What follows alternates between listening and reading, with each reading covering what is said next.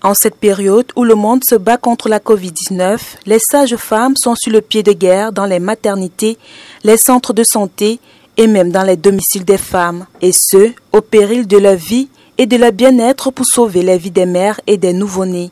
À l'occasion de la journée mondiale de ces donneuses de vie, sous le thème « Les chiffres parlent d'eux-mêmes », investissez dans les sages-femmes, qui se célèbre le 5 mai de chaque année, l'Association nationale des sages-femmes libérales profite de cette journée particulière pour renseigner le grand public sur la richesse de l'un des plus beaux métiers du monde, les compétences nécessaires et la diversité dans leurs activités quotidiennes. L'occasion est donc donnée d'interpeller les uns et les autres, car il est indéniable que donner la vie est une grâce. Il est question pour les professionnels de ce corps médical de prendre conscience des missions qui sont les leurs. La sage-femme assure le suivi de la grossesse normale. Son intervention est à la fois d'ordre médical et psychosocial. Dans un centre de protection maternelle et infantile ou de planification familiale, la sage-femme joue surtout un rôle d'information et de prévention. Cette dernière assure les accouchements seuls dans 70% des cas dans les hôpitaux publics. Elle surveille pas à pas l'évolution du travail jusqu'à la naissance.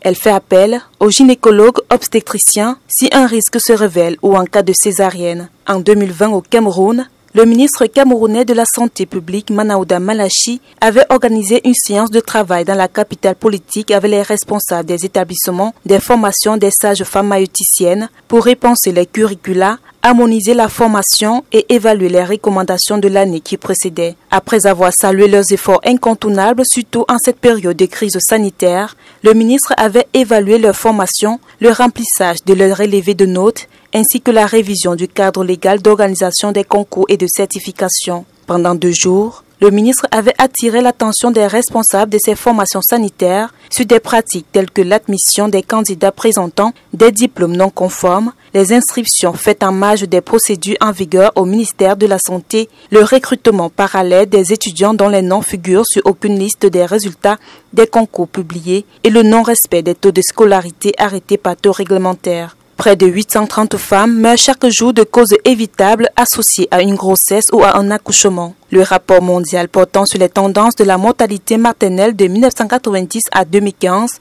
dans 183 pays, dont 39 pays francophones, révèle qu'en 2015, le nombre de décès maternels était de 302 000 femmes dans les régions en développement. Les pays de l'Afrique subsaharienne portent à eux seuls le fardeau de 201 000 décès, partagés principalement par 22 pays francophones.